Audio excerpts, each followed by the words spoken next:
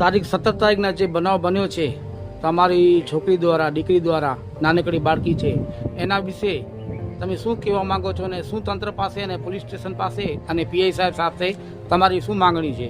પહેલી વસ્તુ તો એ કે મારી સમાજ મારા સંગઠન બધાને અડગું રાખી અને અધિકારીઓને મેં સાથ સહકાર સપોર્ટ બધો મેં આપ્યો કે કાર્યવાહી જો કલમ લાગતી હોય જે સીસીટીવી ફૂટેજ અધિકારીઓ સામે આવ્યા એના ઉપર તાત્કાલિક એક્શન લીધા એનો પણ આભાર માનું છું અધિકારીઓનો, પીઆઈનો સાહેબનો, પટેલ સાહેબનો અને કૃષ્ણ સાહેબનો.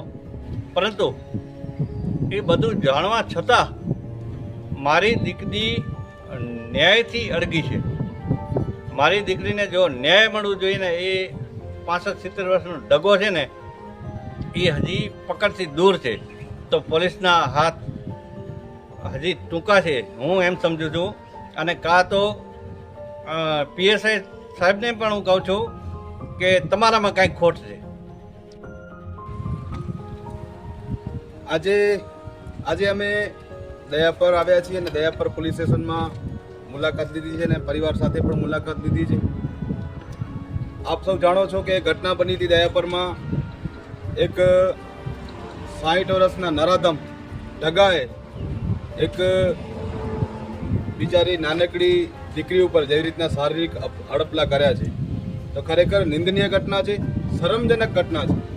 આ ઘટનાને સખત શબ્દોમાં વખોડીએ છીએ અને એક વાત કરીએ કે નારી સુરક્ષાની તો આટલી નાનકડી દીકરી જો સુરક્ષિત ન રહી શકતી હોય તો પછી અને આજે 4 દિવસ થયા આ ઘટનાને 17 તારીખના 16 તારીખના ઘટના બની છે, 17 તારીખની એફઆઈઆર છે. હજી સુધી એ ઢગો એ નરાધમ એ માનસિક વિકૃત માણસ ગિરફતારીથી દૂર છે. ત્યારે સત્ય હકીકત શું થઈ છે? આજે આ દીકરી આપણી સાથે છે. દીકરીને આપણે પૂછશું કે કેવી રીતના એ બનાવ બન્યો હતો, क्या हुआ था बनाव में, क्या बना था?